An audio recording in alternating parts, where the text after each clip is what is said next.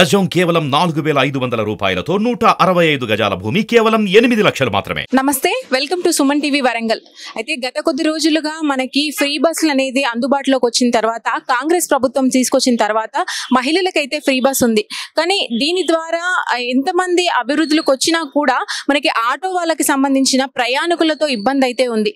Free bus లో మహిళలు ప్రోత్సాహం చూపిస్తున్నారు వెళ్ళడానికి, కానీ ఆటోలు ఎక్కడానికి అయితే ఎవరు కూడా అంతగా ఉత్సాహం చూపించట్లేదు. ఎందుకంటే ఫ్రీగా మనం బస్సులో వెళ్ళొచ్చు అనే ఉద్దేశంతో కావచ్చు, వేరే ఇంకేదైనా ఉద్దేశాలు ఉండొచ్చు. అయితే దీంట్లో నష్టపోయేది మొదటగా వచ్చేది ఆటో యూనియన్ వాళ్ళే. అయితే ఇక్కడ మనతో పాటు కొంతమంది ఆటో యూనియన్ సంబంధించిన వాళ్ళు ఉన్నారండి.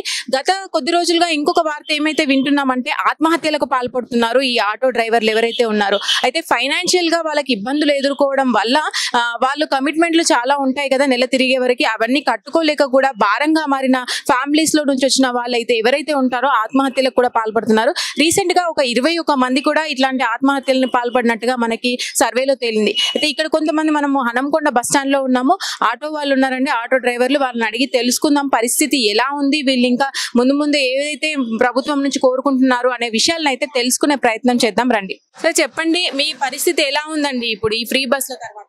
కాంగ్రెస్ ప్రభుత్వం వచ్చినాక ఫ్రీ బస్ పెట్టిన తర్వాత ఆటోలు చాలా తిరగాలంటే కూడా ఆటోలకే పబ్లిక్ లేదు. మనం కనీసం వరంగల్ పోయేస్తే కూడా డీజిల్ పోయేస్తే కూడా డీజిల్ బంధం కూడా పడట్లేదు. ఫ్రీ బస్ చేయడం వల్ల చాలా ఇబ్బందిగా ఆటో కార్మికుల కుటుంబాలు కూడా చాలా ఇబ్బంది పడుతున్నాయి. పిల్లల ఫీజులు కట్టాలన్నా కూడా ఈ వచ్చేసిన మా ఆటోలు తీసుకున్న ఈఎంఐలు కావచ్చు, ప్రతిదీ కూడా మాకు చాలా ఇబ్బందికరంగా ఉన్నది. ఎందుకంటే ఇదివరకు మాకు కొంచెం అంతెంతో కరోనా వచ్చిన తర్వాత అప్పటికే కొంచెం వెనుకబడిన కిరాయిలు కూడా ఈ కరోనా తర్వాత ఈ మధ్యకాలం కొంచెం గుంజుకుంటూ ఉంటే ఇప్పుడు ఫ్రీ బస్ చేయడం వల్ల బస్సులో ఎవరు ఎక్కడ ఆటోలు ఎవరు ఎక్కడం కూడా లేదు. దీనివల్ల ఏమవుతుంది, మాకు పిల్లల్ని చదివించుకోవాలని ఇబ్బంది ఏర్పడుతుంది, మా ఇంట్లో బస్సులు తీసుకోవాలని ఇబ్బంది అవుతున్నది.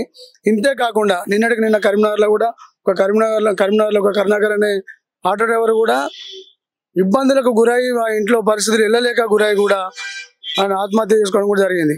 దీనికోసం మేము కార్మికులందరూ కూడా మాకు ఆటో వాళ్ళందరూ తిరుగుతున్నారు, మేము నాయకులను తిరుగుతున్నాము. 16వ తారీఖు నాడు మాత్రం బంద్ కూడా పిలిపించడం జరుగుతున్నది. ఇంకొకటి ఏంటంటే మేము ప్రభుత్వానికి ఈ ఫ్రీ బస్సుకు మేము మహిళలకు వ్యతిరేకత కాదు, మా అక్క చెల్లెలు కావచ్చు, మా ఫ్యామిలీస్ కూడా బస్సులలో వెళ్తున్నారు, మాకు కూడా హ్యాపీయే. కానీ మా జీవనోపాధి కోల్పోతున్నాం కాబట్టి దానికోసం మేము ఆవేదన వ్యక్తం జరుగుతున్నాయి. కాబట్టి మా కోసం కూడా ప్రభుత్వం ఆలోచించి నెలకు మాకు 10,000 రూపాయలు నెలకు 10,000 రూపాయలు ఇచ్చే విధంగా మమ్మల్ని ఆదుకొని గవర్నమెంట్ ఆదుకోండి అని చెప్పేసి ఈ విధంగా మేము గవర్నమెంట్ వేడుకుంటున్నాం. రైట్ అండి, మీరు చెప్పండి, అసలు ఆత్మహత్యల ప్రారంభమైనప్పటి నుంచి కూడా కంటిన్యూగా అది జరుగుతుంది. కరోనా టైంలో కూడా స్ట్రాంగ్ గా ఉన్న మీరు ఇప్పుడు ఇట్లాంటి టైం వచ్చేసరికి జాతర కూడా ఉంది ముందు అయినా కూడా ఇలాంటి ప్రయత్నాలు ఎందుకు చేస్తున్నారు? ఈ గవర్నమెంట్ చర్య తీసుకోవాలమ్మా. ఇప్పుడు గవర్నమెంట్ చర్య తీసుకోకపోతే ఆటో డ్రైవర్ల పరిస్థితి ఘోరమైన పరిస్థితులు ఏర్పడతాయి. నెలకు ఒక 10,000 రూపాయలు ఇచ్చి ఆదుకోవాలని కోరుకుంటున్నాం. ప్రతి డ్రైవర్ కూడా ఇబ్బందుల పాలవుతాం, ఫైనాన్షియల్ కట్టలేకపోతున్నాం. వరంగల్ పోయేస్తే ఇంతకుముందు 100, 150 పడేది, అట్లాంటిది ఇప్పుడు 50-60 రూపాయలు వస్తలేవు. ఫైనాన్షియల్ గా చాలా ఇబ్బందులు అవుతాయి మాకు. ఆర్థికంగా ఇంట్లోకి వస్తువులు, అది బియ్యం అని, రైస్ అని, రేషన్ అని ఇవన్నీ తెచ్చుకోవడానికి చాలా ఇబ్బందులు పడుతున్నాం. వెంటనే దీన్ని రేవంత్ రెడ్డి గారు స్పందించి ఈ ఆటో డ్రైవర్ల యూనియన్ కు ప్రతి డ్రైవర్ కు నెలకు ఒక 15,000 రూపాయలు 10,000 రూపాయలు వేయాలని కోరుకుంటూ ఈ అవకాశం ఇచ్చిన మీ మీడియా వాళ్ళందరికీ నమస్కారాలు తెలియజేసుకుంటూ ముగిస్తున్నాం. మీరు చెప్పండి, అసలు ఆటో వాళ్ళ పరిస్థితులు ఇప్పుడు ఎలా ఉన్నాయి అంటారు? అంటే ఈ స్టేజ్ ని దాటలేరు అంటున్నారా? కొత్త ప్రభుత్వం వల్ల ఇదంతా జరుగుతుందని అనుకుంటున్నారు? అవును మేడం, కొత్త ప్రభుత్వం వల్లనే జరుగుతుందని అనుకుంటున్నాం. దీనివల్ల కార్మికులు విపరీతమైన నష్టపోవాల్సిన పరిస్థితులు ఏర్పడుతున్నాయి. పిల్లల చదువులు కానీ, లేకపోతే ఇంట్లో తిండి పరంగా కానీ, ఫ్యామిలీ పరంగా కానీ, ఫీజుల పరంగా కానీ, రీఎంబర్స్మెంట్ లేకపోతే ఆటో ఫీజులు ఇలాంటి కట్టలేకపోతున్నాం. రోజు ఇంతకు ముందు ఈ ఫ్రీ బస్సు సౌకర్యం లేకముందు మినిమం ఎంత లేదన్నా రోజుకు 600-700 సంపాదించుకునే వాళ్ళం. అలాంటిది ఈ రోజులలో కనీసం 300-400 సంపాదించుకునే పరిస్థితులు సంపాదించలేకపోతున్నాం. దయచేసి గవర్నమెంట్ మేము కోరుకునేది ఏంటంటే ఆటో డ్రైవర్లు ఆదుకోవాల్సిన అవసరం అయితే ఎంతైనా ఉంది. మినిమం కనీసం ఒక 10,000 అన్న, నెలకు ఒక 10,000 అన్న ఇచ్చి ఆదుకుంటే ఏమన్నా కొద్దిగా బయటపడే అవకాశం ఉంటుంది, లేకపోతే సావుల మధ్య ఉండే అవకాశం కనబడుతుంది. కాబట్టి దయచేసి రేవంత్ రెడ్డి గారిని కానీ ప్రభుత్వాన్ని కానీ ఆదుకోవాలని వేడుకుంటున్నాము. ఏంటండి అయితే సొంత ఆటోలు ఉన్న వాళ్ళకి కొంచెం పర్వాలేదంటారా, లేదంటే ఇట్లా రెంట్కి తీసుకొచ్చుకున్న వాళ్ళకు బర్డెన్ ఎలా ఉంటదండి? రెంట్కు తీసుకొచ్చుకున్న పరిస్థితి చాలా దీనంగా ఉంటది మేడం. అది కాకుండా ఓనర్ అయినంత మాత్రాన ఓనర్ అయినా దానికి లేకపోతే బ్యాంకు పరంగా నెల పేమెంట్లు కట్టడము సరిపోదు మేడం. దాని సుధా ఓనర్స్ అయినా సరే, ఓనర్స్ అయితే మాత్రం కాకపోతే నెలకు రోజుకు 200 కిరాయి కట్టడం అంటే కట్టలేకపోతున్నారు. కష్టమే మేడం, ఓనర్ అయినా కష్టమే, కిరాయి డ్రైవర్ అయినా సుధా ఇబ్బందికరంగానే ఉంటుంది మేడం. పూర్తిగా అధ్వానంగా ఉన్న పరిస్థితులు చాలా దారుణం. ఇంతకు ముందు 1000 సంపాదించుకోండి, ఈ రోజులలో 200-300 సంపాదించుకోలేకపోతాం. కానీ గవర్నమెంట్ ఎంతైనా దీనికి స్పందించి సరే మహిళల పట్ల మాకు ఆవేశం కాదు, లేకపోతే వాళ్ళని ఫ్రీగా పంపొద్దని, ఫ్రీ బస్సులు పెట్టొద్దనే ఆలోచన కాదు, కానీ పెట్టైనా సరే మమ్మల్ని మాత్రం ఆదుకోవాల్సిన అవసరం ఉంటది అని మాత్రం కోరుకుంటున్నాం మేడం. చదువుకొని కూడా కొంతమంది ఆటోలు నడుపుకునే పరిస్థితిలో ఉన్నారు. బాగా చదివిన వాళ్ళు కూడా ఆటో రంగాన్ని అంటే సొంతంగా మేము ఆటో నడుపుకునైనా బతుకుతాము, గవర్నమెంట్ ఉద్యోగాలు రావట్లేదని కూడా ఇందులోకి వస్తున్నారు. మరి వాళ్ళ పరిస్థితి ఇప్పుడు అటు ఇటు కాకుండా ఉంది. మీరేమంటారు ఈ పరిస్థితి? మేడం, నేను ఆటో నడపబట్టి దాదాపుగా ఒక 24 సంవత్సరాలు అవుతుంది మేడం. ఆటో ఓను ఉన్నా కానీ, రెంట్ ఉన్నా కానీ, గిరిగిరి కానీ, చిట్టీలు కానీ అన్ని కట్టుకోవడానికి ఒక దాదాపుగా మినిమం అప్పుడు 1500-2000 రూపాయలు ఇచ్చేది మేడం. కానీ ఈ రోజులు ఏంటంటే ఇంత నడిపినా కానీ మళ్ళీ డీజిల్కే 100 రూపాయలు డీజిల్ పోతాయి.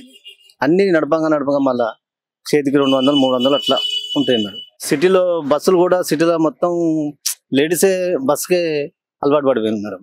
అందులోటి ఆటో అనేది ఎవరు ఎక్కుతారు? Gents only. ఆ జెంట్స్ ఎక్కే వరకు వరంగల్ నుంచి హన్మకొండ రావడానికి కనీసం ఒక 150-200 రూపాయలు పడాలి మేడం. కానీ ఇప్పటికి ఎంత పడుతుంది అంటే మినిమం 100 రూపాయలు పడితే మళ్ళీ ట్రిప్ పోవడానికి ఈ 100 రూపాయలు డీజిల్ పోతే మా దాంట్లో ఉండేది ఎంత ఉంటుంది మేడం? దాదాపుగా మళ్ళీ 100 రూపాయలు మిగులుతాయి.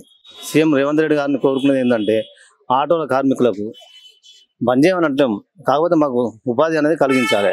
మినిమం 10,000 ఎట్లీస్ట్ కలిగిస్తే మినిమం ఒక నెలకు అప్పుడు ఎంతగా అంటే మినిమం ఒక రోజు 1000 రూపాయలు తీసుకున్నా కానీ 30,000 మంచిగా ఈజీగా సంపాదించాలి మేడం.